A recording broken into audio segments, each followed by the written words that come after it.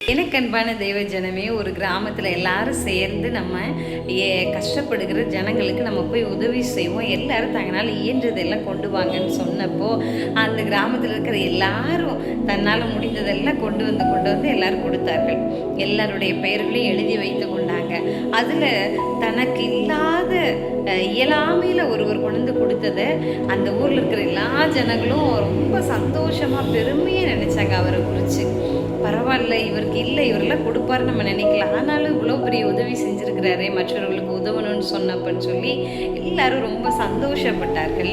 அந்த நாள் வந்தது, சேர்ந்து போய் அநேக உதவிகளை செய்து அந்த இடத்துல யாரெல்லாம் உதவி செஞ்சாங்கன்ற பெயரை வாசித்தார்கள். அதில் இவருடைய பெயர் விட்டு போயிடுச்சு. அதை அறிந்த அவர் அவங்களிடத்துல கேட்டு பயங்கரமாக பிரச்சனை பண்ணினாராம்.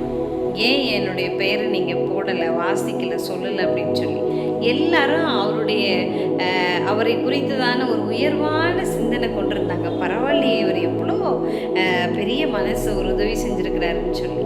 ஆனால் இவர் கேட்ட இந்த காரியம், என்னுடைய பெயர் ஏன் வரலன்னு சொல்லி அவர் கேட்ட ஒரு காரியத்தினால எல்லார் மனசுலேயும் இவர் இப்படி நினச்சிருக்கிறாரு, இப்படி பண்ணிட்டாரு அப்படின்னு சொல்லி ஒரு நல்ல அபிப்பிராயத்தை அவர் இழந்து போயிட்டார். வேதாகமத்தில் லூக்கா 1ஆம் அதிகாரம் 52வது வசனம் இப்படியாக சொல்லுகிறது: பலவான்களை ஆசனங்களிலிருந்து தள்ளி தாழ்மையானவர்களை உயர்த்தினார். பாருங்க, இப்போ நம்ம அறிந்து கொண்ட அந்த ஐயா எல்லாமே கொடுத்தப்போ எல்லார் மனசுலேயும் உயர்வாக இருந்தார். ஆனால் அவர் அந்த இடத்துல பெருமையாக தன்னுடைய பெயர் வரலைன்னு அவர் நினைத்ததுனால அங்கே எல்லாருடைய இருதயங்கள் எந்த அளவுக்கு உயர்வாக இருந்தாரோ அப்படியே அவர் என்ன ஆயிட்டார், தாழ்த்தப்பட்ட ஒரு நிலைமையில அப்படியே இறங்கிட்டார்.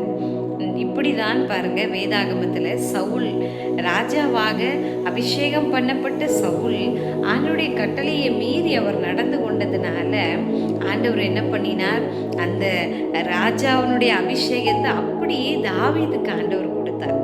தாவீது எப்படி எந்த நிலைமையிலிருந்து ஆண்டவர் தெரிந்து கொண்டார் என்று சொன்னால், தாழ்மையான ஒரு நிலைமையிலிருந்து ஆடுகள் மேய்த்து கொண்டு மந்தையில் இருந்து அவரை அழைத்து தேவன் ராஜாவாக அபிஷேகம் பண்ணினார். ராஜாவாக அபிஷேகம் பண்ணின உடனே கர்த்தரை அபிஷேகம் பண்ணிட்டார், அடுத்து நான் ராஜாவாக போகிறேன் என்ற எந்த ஒரு பெருமையும் அவரிடத்துல இல்லாமல் அவர் எப்பொழுதுமே தாழ்மையாக இருந்தார் தாவீது.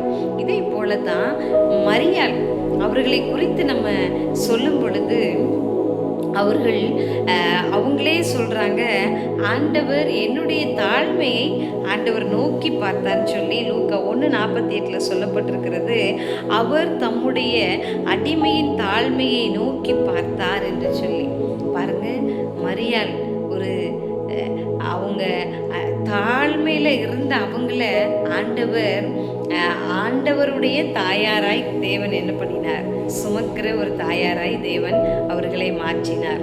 பிரியமான தேவனுடைய பிள்ளைகளே, கர்த்தர் நம்ம எந்த அளவுக்கு உயர்த்தினாலும் தாழ்மையாக இருக்க நம்ம பழகி கொள்ளுவோம். தேவன் விரும்புகிற தாழ்மை, ஏன்னா தாழ்மை உள்ளவர்களுக்கு தேவன் கிருபை அளிக்கிற ஒருவராய் இருக்கிறார். ஆண்டவர் உயர்ந்தவராய் இருந்தும் தாழ்மை உள்ளவர்களையே அவர் என்ன பண்ணுறாரா, நோக்கி பார்க்கிறாராம். நம்முடைய இருதயத்தில் நம்ம அந்த தாழ்மையை நம்ம கொண்டு வரும் பொழுது செயல்லையும் அது வெளிப்படும். இதற்கு தேவன் நமக்கு உதவி செய்வாராக. கர்த்தர் உங்களை ஆசீர்வதிப்பாராக. God bless you.